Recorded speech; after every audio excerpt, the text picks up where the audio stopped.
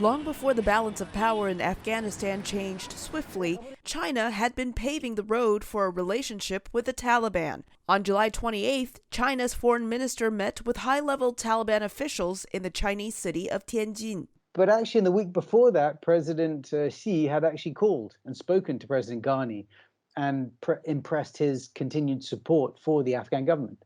So China's essentially been hedging. Some Central Asia analysts believe China was a factor in the speed of the Taliban takeover of Afghanistan. The Afghan security forces recognized that the Taliban had the support of China, had the support of Russia, Pakistan, and Iran.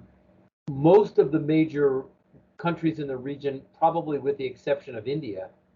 So morale was devastated. Some analysts say China's interests in Afghanistan include its mineral deposits and location relative to China's Belt and Road Initiative, which aims to expand China's political and economic influence to Europe through investment in infrastructure projects. While the vacuum left by the U.S. in Afghanistan could be an opportunity for China, analysts expect Beijing to be cautious. China still sees Afghanistan through this sort of obsessive graveyard of empires prism. They don't want to get sucked in. They think it's a risk. They think it's a trap. China's biggest concern is security. First of all, ensuring that there isn't a spillover of some of the security threats in Afghanistan to the wider neighborhood, where China has much more substantial economic, political, and strategic interests.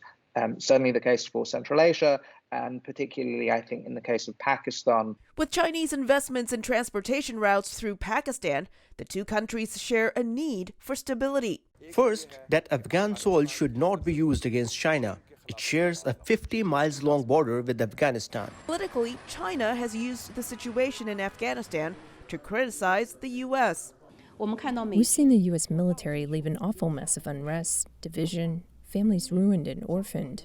While Afghanistan may be a public relations win for China, analysts say the reality is different. I think concerns about Afghanistan becoming a place where Uyghur militants or dissidents can sort of plot and foment trouble within China is, one of China's preeminent concerns. While China sees the Uyghur Muslims as a threat and a part of its war on terror, human rights groups have raised alarms over China's persecution and treatment of Uyghur Muslims. Analysts say it would be costly for the Taliban to take up the Uyghur cause.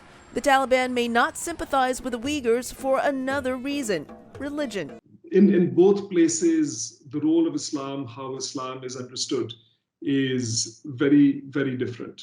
Analysts agree China will take on a watch-and-wait stance as the situation in Afghanistan unfolds. Elizabeth Lee, VOA News, Washington.